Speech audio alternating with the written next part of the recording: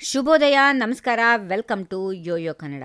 ಕೇಂದ್ರ ಸರ್ಕಾರದ ಪಡಿತರ ನೀತಿಯಲ್ಲಿ ಈಗ ಅತಿ ದೊಡ್ಡ ಬದಲಾವಣೆ ತರಲು ಚಿಂತನೆ ನಡೀತಾ ಇದೆ. ದೇಶದಾದ್ಯಂತ ಪಡಿತರ ಚೀಟಿಗಳನ್ನು ಈಗಾಗಲೇ ಪರಿಷ್ಕರಣೆ ಮಾಡಿರುವ ಸರ್ಕಾರ ಈಗ ಅರ್ಹ ಫಲಾನುಭವಿಗಳಿಗೆ ಪಡಿತರ ಧಾನ್ಯಗಳ ಬದಲಿಗೆ ಅಥವಾ ಹೆಚ್ಚುವರಿಯಾಗಿ ನೇರವಾಗಿ ನಗದು ವರ್ಗಾವಣೆ ಅಂದ್ರೆ ಡಿಬಿಟಿ ಮೂಲಕ ₹1,000 ನೀಡಲು ಮುಂದಾಗಿದೆ ಅನ್ನುವ ಸುದ್ದಿ ಹರಿದಾಡ್ತಾ ಇದೆ. ಭೌತಿಕ ಪಡಿತರ ವಿತರಣೆಯಲ್ಲಿ ಆಗ್ತಿರುವ ಸೋರಿಕೆ ತಡೆಯೋದು ಮತ್ತು ಪಾರದರ್ಶಕತೆ ತರೋದು ಈ ಯೋಜನೆಯ ಮುಖ್ಯ ಉದ್ದೇಶ ಎನ್ನಲಾಗ್ತಾ ಇದೆ. ಅಷ್ಟಕ್ಕೂ 2026ರಿಂದ ಈ ಹೊಸ ರೂಲ್ಸ್ ಜಾರಿಯಾಗುತ್ತಾ, ಯಾರಿಗೆಲ್ಲ ಈ ₹1,000 ಸಿಗಲಿದೆ ಅನ್ನುವುದನ್ನ ನೋಡ್ಕೊಂಡು ಬರೋಣ ಬನ್ನಿ.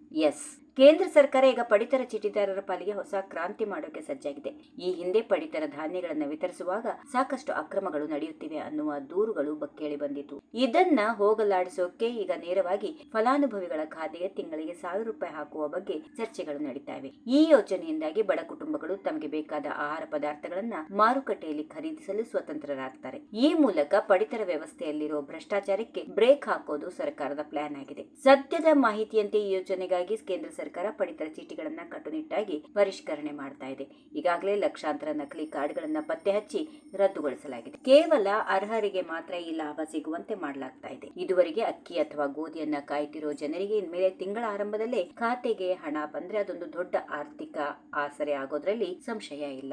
ಆದ್ರೆ ಇದು ಧಾನ್ಯಗಳ ಬದಲಿಗೆ ಇರುತ್ತಾ ಅಥವಾ ಹೆಚ್ಚುವರಿ ಹಣನ ಅನ್ನೋದನ್ನ ಸರ್ಕಾರ ಶೀಘ್ರವೇ ಸ್ಪಷ್ಟಪಡಿಸಲಿದೆ. ಇನ್ನು ನಗದ ವರ್ಗಾವಣೆಯಿಂದಾಗಿ ಸಾರಿಗೆ ಮತ್ತು ದಾಸ್ತಾನು ವೆಚ್ಚ ಕೂಡ ಸರ್ಕಾರಕ್ಕೆ ಉಳಿತಾಯವಾಗಲಿದೆ. ಪಡಿತರ ಅಂಗಡಿಗಳಲ್ಲಿ ಆಗುವ ಕಿರಿಕಿರಿ ಕೂಡ ತಪ್ಪಲಿದೆ. ತಮಿಳುನಾಡು ಸೇರಿದಂತೆ ಕೆಲವು ರಾಜ್ಯಗಳಲ್ಲಿ ಈಗಾಗಲೇ ಇಂತಹ ಯೋಜನೆಗಳು ಯಶಸ್ವಿಯಾಗಿ ನಡೀತಾ ಇರೋದ್ರಿಂದ ಇಡೀ ದೇಶದಾದ್ಯಂತ ಇದನ್ನ ಜಾರಿಗೆ ತಂದ್ರೆ ವ್ಯವಸ್ಥೆಯಲ್ಲಿ ಭಾರಿ ಸುಧಾರಣೆ ಕಾಣಬಹುದು ಅನ್ನೋದು ತಜ್ಞರ ಅಭಿಪ್ರಾಯ. ನಕಲು ತಡೆಯಲು ಆಧಾರ್ ಜೋಡಣೆ ಮತ್ತು KYC ಪ್ರಕ್ರಿಯೆಯನ್ನ ಈಗಾಗಲೇ ಕಡ್ಡಾಯಗೊಳಿಸಲಾಗಿದ್ದು, ಈ ದತ್ತಾಂಶವನ್ನು ಆಧರಿಸಿಯೇ ಹಣ ವರ್ಗಾವಣೆ ಆಗಲಿದೆ. ಒಟ್ಟಿನಲ್ಲಿ 2026ಕ್ಕೆ ಪಡಿತರ ವ್ಯವಸ್ಥೆ ಹೈಟೆಕ್ ಆಗೋದು ಖಚಿತವಾಗಿದೆ.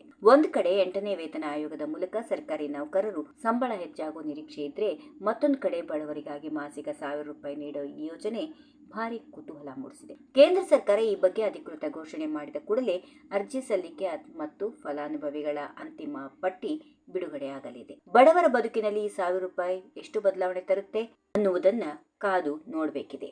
If you like this video, ಬೇಗ ಲೈಕ್ ಮಾಡಿ, ಕಾಮೆಂಟ್ ಮಾಡಿ, ಶೇರ್ ಮಾಡಿ ಹಾಗೂ ಯೋಯೋ ಟಿವಿ ಕನ್ನಡವನ್ನು ಸಬ್ಸ್ಕ್ರೈಬ್ ಮಾಡಿ.